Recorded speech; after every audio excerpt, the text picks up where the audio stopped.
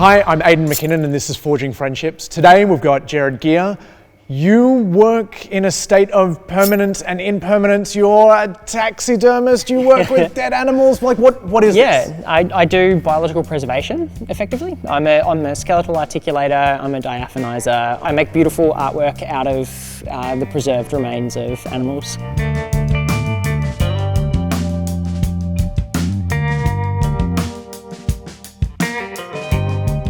What is the process of diaphonisation?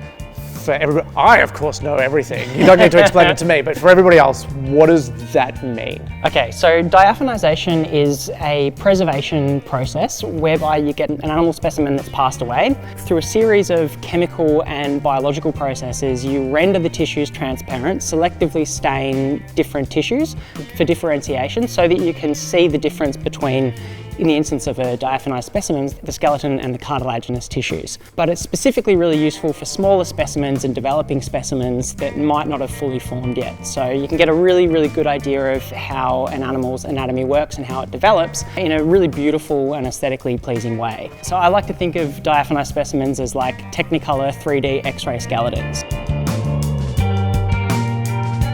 So when you take something like this piece, once this is prepared like this, will this survive in perpetuity like this? Yeah, the technique is incredibly long lasting. The stains that are used to bind to the tissues are incredibly stable under ultraviolet light, under heat changes. The liquids that they're in it's a sugar-based alcohol solution, it's vegetable glycerin. With a little bit of mold and bacteria inhibitors in there, they should last forever. So some of the original specimens that were prepared over 140 years ago are still around today. So yeah, so they're very, very stable.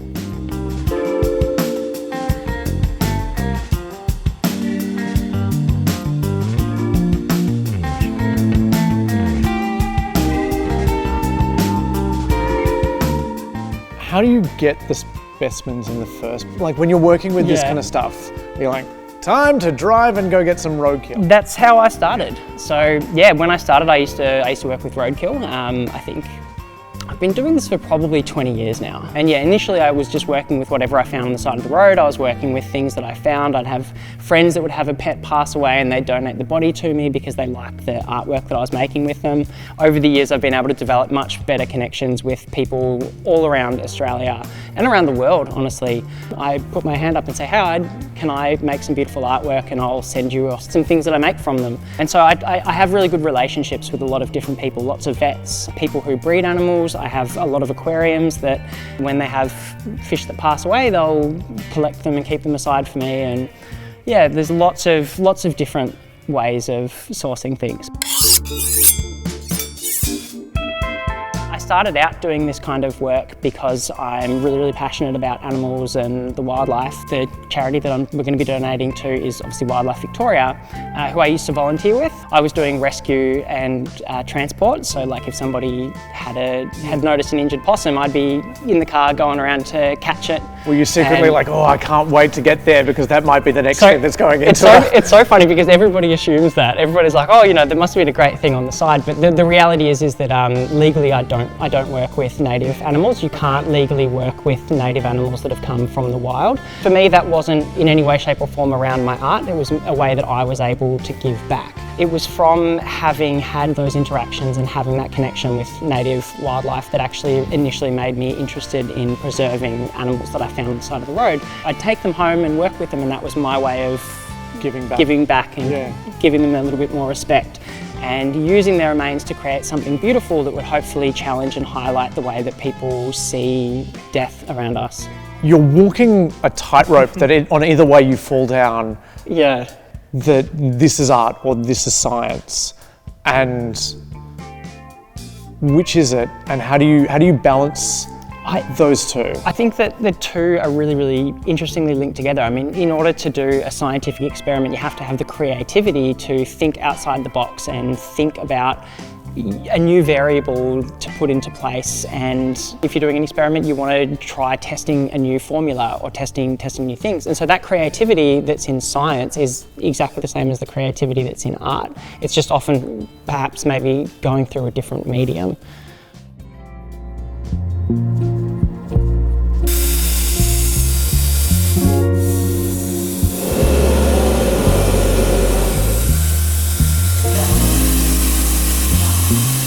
So knife making is also about kind of creating heirlooms. It's about creating things that people want to engage with.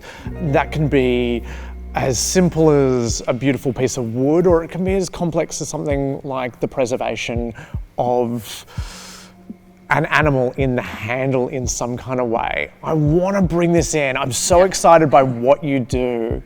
Can this stuff be put into resin? It can.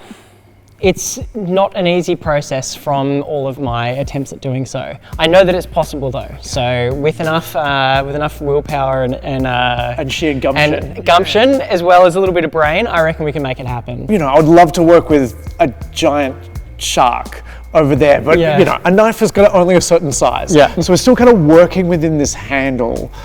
What is an animal that will kind of fit within a small space?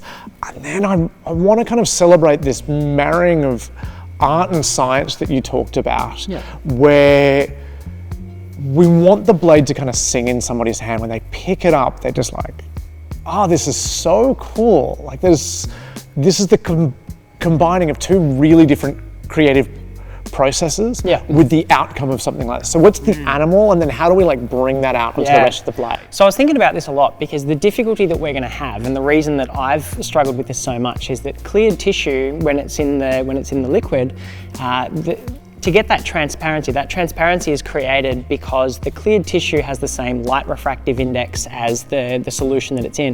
So in order to get a specimen to look as good in the resin as it does in the jar, we need to somehow get that resin to penetrate through the tissues as effectively so that we can maintain that refractive index. So, well, things like a pressure pot work for that kind of stuff, because we've got pressure pots. Do we need to do vacuum then pressure pots? So I'm thinking that we're going to need to play around with a little bit of both, because what we need to do is we need to first of all remove all of the glycerin out of the specimen. We need to completely dry it, because I know that resin doesn't work so well with water. No, it tends to explode. And, it tends to explode, so we want to avoid that. Gross. Yeah.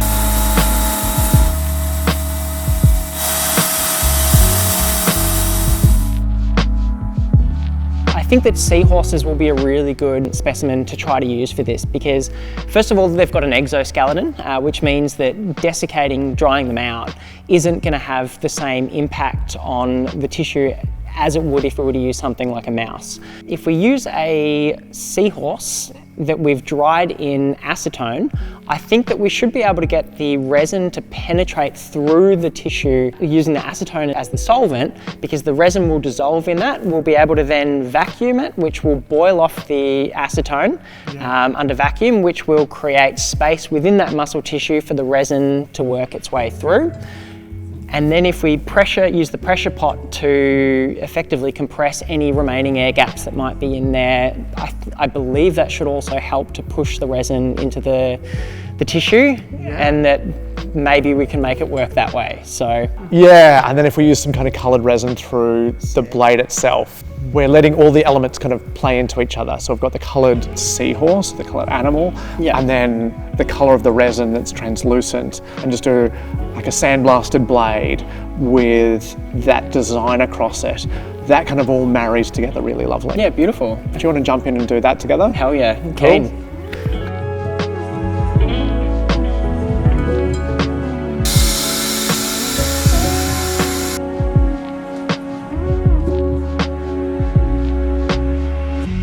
Gerard, we've just kind of finished grinding. We've stepped out of casting some resin. How do you enjoy the whole experience? Obviously, any new skill that you experience, you're going to be surprised. But just like, I didn't think there was that much. And you touched, so it was great. You touched the liquid. I did. I touched it.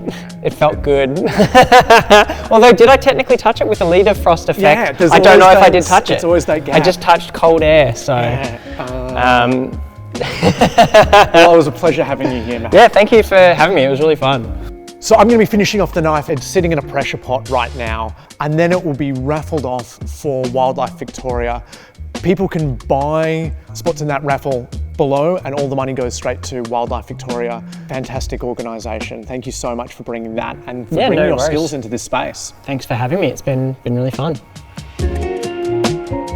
Working with Gerard's diaphonized seahorses, it's actually in celebration of his work. I felt like I had to be really gentle. The pieces themselves are quite robust, but you look at it and it feels delicate. The whole blade is an 8-inch stainless knife, heat treated and then gone into cryo for sandblasting. By having that really matte finish, the knife becomes all about the handle. And if you look through, we've really cleaned up the resin, so you've got that kind of clear view straight through to his work underneath. We played around with a whole bunch of different colors that we wanted to use to kind of highlight his work, from darker reds to blues before finally settling on this pink. It's a knife for people who love oddities and curios. I wanted it to feel like a museum piece, and for once understand the hard work that's gone into making that rather than it just being something that you see. This knife is about celebrating Gerard's work.